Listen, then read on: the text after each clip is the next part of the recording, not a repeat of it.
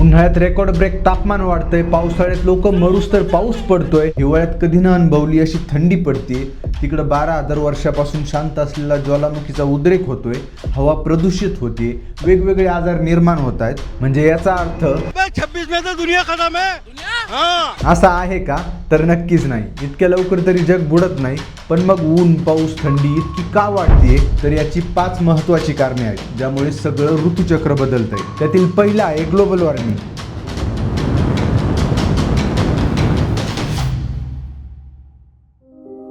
आणि हे तुम्ही ऐकलं असेल की ग्लोबल वॉर्मिंगमुळे कधी पण पाऊस पडतो, कधी पण थंडी वाढते, कधी पण ऊन वाढतं. पण हे नेमकं कसं काय होतं? म्हणजे आपण पेट्रोल, डिझेल किंवा कोळसा जाळून जो धूर तयार करतो त्यांनी ऋतुचक्र कसं काय बदलतंय? तर हे समजून घेण्यासाठी आपल्याला पृथ्वीभोवती असणाऱ्या लेयर्स आणि त्यामध्ये घडणाऱ्या प्रक्रिया या लक्षात घ्याव्या लागतील. त्यासाठी ही इमेज पहा. यात ही आपली पृथ्वी आहे व तिच्या भोवती 5 वातावरणाच्या लेयर आहेत. त्यामध्ये ट्रोपोस्फिअर, स्ट्रॅटोस्फिअर, मिझोस्फिअर, थर्मोस्फिअर आणि एक्झोस्फिअर या 5 लेअरमध्ये तापमान कमी जास्त असतं व प्रत्येक लेअर ही वेगवेगळ्या गॅसेसपासून बनलेली असते. आता कोणत्या लेअरमध्ये काय घडतं हे आपल्याला पाहायचं नाहीये. आपल्याला फक्त ट्रोपोस्फिअरमध्ये होणारे बदल पाहिजे ज्याने ग्लोबल वॉर्मिंग वाढते. तर ट्रोपोस्फिअर ही nitrogen, oxygen, argon, carbon dioxide, water vapours, methane, ozone, nitrous oxide या गॅसेसपासून बनलेली आहे. म्हणजे आपल्याला श्वास घेण्यासाठी जो ऑक्सिजन लागतो तो या लेअरमध्ये आहे किंवा पाण्याची वाफ म्हणजे H2O सुद्धा याच लेअरमध्ये आहे. म्हणजे पृथ्वीवर जे राहण्यायोग्य किंवा हॅबिटेबल वातावरण बनवण्यासाठी जे रिक्वायर्ड गॅसेस आहेत ते सर्व या ट्रोपोस्फिअरमध्ये आहेत. व जेव्हा सूर्याची किरण आपल्या पृथ्वीवर पडतात तेव्हा जमिनीला आदळून ती पुन्हा रिफ्लेक्ट होतात आणि तेव्हा हे ट्रोपोस्फिअरमधील गॅसेस त्या किरणांमधील हीट शोषून घेतात व आपले वातावरण गरम ठेवतात, ज्याला ग्रीन हाऊस इफेक्ट सुद्धा म्हणतात. हे तुम्हाला शाळेत पण शिकवलं असेल.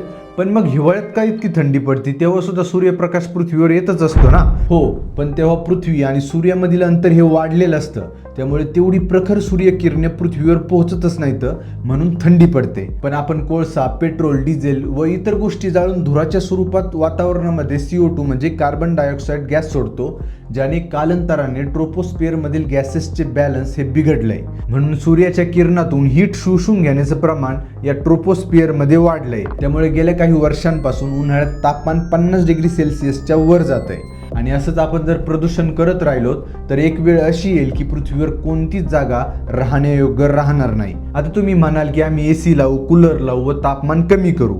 पण तुम्ही जेवढा AC लावाल तेवढे बाहेरचे टेम्परेचर वाढत जाईल. कारण जो AC घरात थंड हवा सोडतो तोच बाहेर गरम हवा सोडतो. आणि AC ज्या लाईटवर चालत आहे ती लाईट सध्या कोळसा जाळून तयार होते. म्हणजे आपण एका दृष्ट चक्रात फसलेलो आहोत. आता तुम्हाला कळलंच असेल की ग्लोबल वॉर्मिंगमध्ये वातावरणात नेमके बदल काय होतात. पुढे हीट किंवा ग्लोबल वॉर्मिंगने वातावरणातील ऋतूंवर कसा परिणाम होतो? तर हीट वाढली म्हणजे उन्हाळा कडक झाला, हीट वाढली म्हणजे पाण्याचे जास्त प्रमाणावर बाष्पीभवन होते व जितके जास्त बाष्पीभवन तितका जास्त पाऊस. त्याने मग ढगफुटी, पूर यासारख्या गोष्टी वाढतात किंवा कधी कधी तर कोरडा दुष्काळ सुद्धा पडतो. आणि सगळ्यात महत्त्वाचं म्हणजे पृथ्वी सूर्यापासून लांब असली की हिवाळा असायचा आणि जवळ असली की उन्हाळा असायचा. कारण ट्रोपोस्फिअरमधील गॅसेस एका विशिष्ट प्रमाणावर सूर्यकिरणातली हीट शोषून घ्यायचे. पण आता आपण पृथ्वीवरच कार्बन डायऑक्साईडच्या अतिरेकाने इतकी हीट वाढवून ठेवली की कधीही कोणताही ऋतू चालू होतोय. म्हणजे उन्हाळ्यात पाऊस आणि पावसाळ्यात ऊन. आता हे झालं पहिलं कारण. दुसरं कारण आहे झाडांची कत्तल.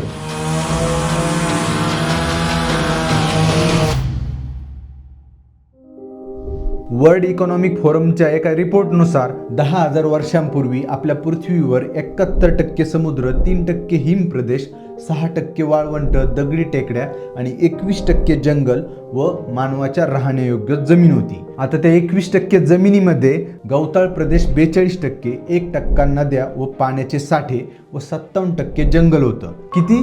तर आजपासून 10 वर्षापूर्वी संपूर्ण पृथ्वीवर 57% जंगल होतं. हे लक्षात ठेवा. आता थोडंसं अलीकडे येऊयात. म्हणजे 5,000 वर्षापूर्वी 57% जंगलाचं 55% जंगल झालं.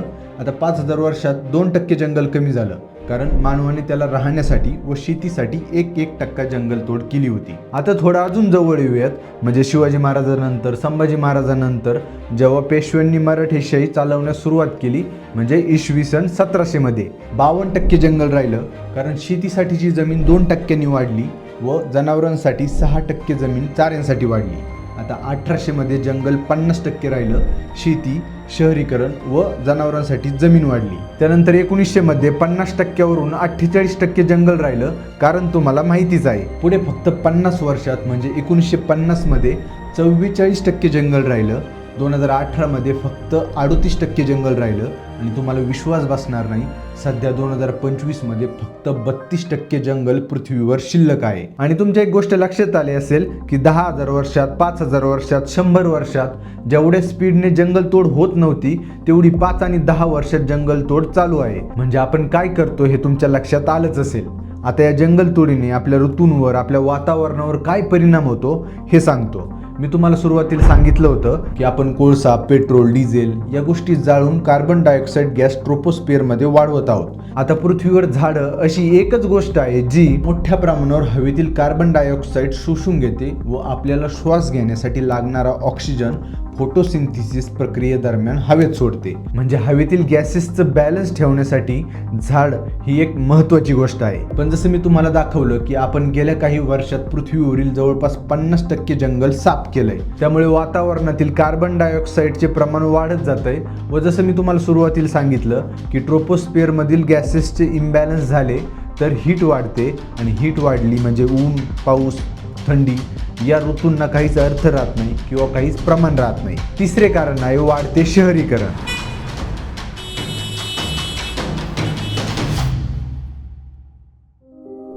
भारताचंच उदाहरण घेऊया. तुम्ही 25 वर्षापूर्वी शहराबाहेर एखादी जागा पाहिली असेलच जिथे फक्त बाभळाचीच झाडे होती, तिथे आज भल्या मोठमोठ्या बिल्डिंग झालेल्या आहेत. बरोबर आहे ना? आता बिल्डिंग वाढल्या म्हणजे रस्ते वाढले, रस्ते वाढले म्हणजे कॉन्क्रीट वाढला व हे सगळे मटेरियल सूर्याची किरणं जास्त प्रमाणावर हीट शोषून घेतात व रात्रीच्या वेळीस रिलीज करतात, ज्याने तुम्हाला जाणवलं असेल की शहरात जास्त गरम होतं व गावाकडे कमी. त्याचं हे एक कारण आहे. आणि हीट वाढली म्हणजे ऋतूंवर त्याचा कसा परिणाम होतो हे तर तुम्हाला माहितीच आहे. आता पुढचे कारण आहे एअर पोल्युशन.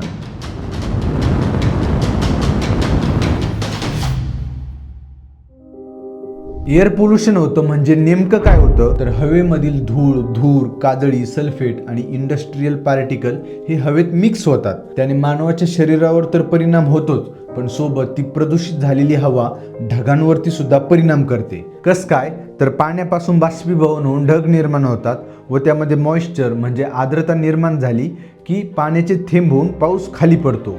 हे तर तुम्हाला माहितीच असेल. पण प्रदूषित झालेली हवा ही ढगांपर्यंत जाते व जे ढग परिपूर्ण झालेले नाहीत म्हणजे पाण्याच्या कणांचे रूपांतर थेंबात झालेलं नाही, अशा ढगांना ही हवा सरफेस म्हणून काम करते आणि पाऊस एकतर खूप छोट्या छोट्या कणांमध्ये पडतो किंवा पडतच नाही, ज्याने दुष्काळ सदृश्य परिस्थिती सुद्धा निर्माण होते. व काही वेळेस ही हवा अशा ढगांपर्यंत पोहोचते जे पाऊस म्हणून पडण्यास रेडी आहेत व असे ढग एकतर ढगफुटी सदृश्य म्हणून खाली पडतात, नाहीतर मुसळधार पाऊस येतो ज्याने पूरसुद्धा येतो. म्हणजे तुमच्या लक्षात आलं असेल की पाऊस ज्या नैसर्गिक प्रक्रियेने पडायला पाहिजे त्याने न पडण्याच्या कारणांमध्ये महत्त्वाचं कारण हे हवा प्रदूषण सुद्धा आहे. आता शेवटचं कारण आहे विरघळणारे हिमप्रदेश आणि बदलणारे मोसमी वारे.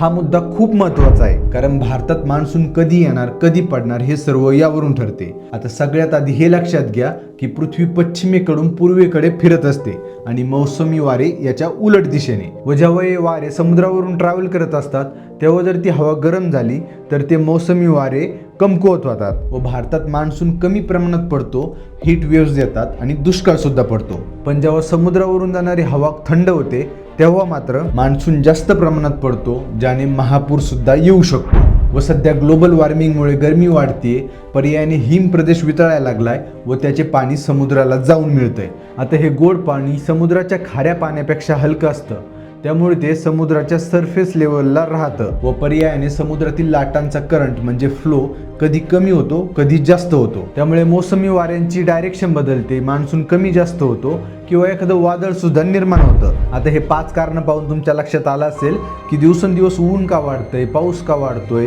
थंडी का वाढते किंवा दुष्काळ का पडतोय. आणि एक माणूस म्हणून जर तुम्हाला वाटत असेल की हे सर्व परत त्या बॅलन्स लेवलवर नेलं पाहिजे किंवा नॉर्मल झालं पाहिजे, तर फक्त 2 गोष्टी करायच्यात. पहिलं तर झाडे लावायची आहेत आणि दुसरं म्हणजे होईल तेवढं प्रदूषण कमी करायचं आहे. म्हणजे सिमेंटच्या जंगलापासून गावाकडची हिरवळ चांगली, गाड्यांच्या कंपनीच्या धुरापेक्षा सायकलचे पॅन्डल चांगले. होऊ शकतं का? कॉमेंटमध्ये सांगा. आणि माहिती आवडली असेल तर लाईक, शेअर, सबस्क्राईब करा. मला इंस्टाग्रामवर फॉलोसुद्धा नक्की करा. चला भेटूयात पुढील व्हिडिओमध्ये. धन्यवाद.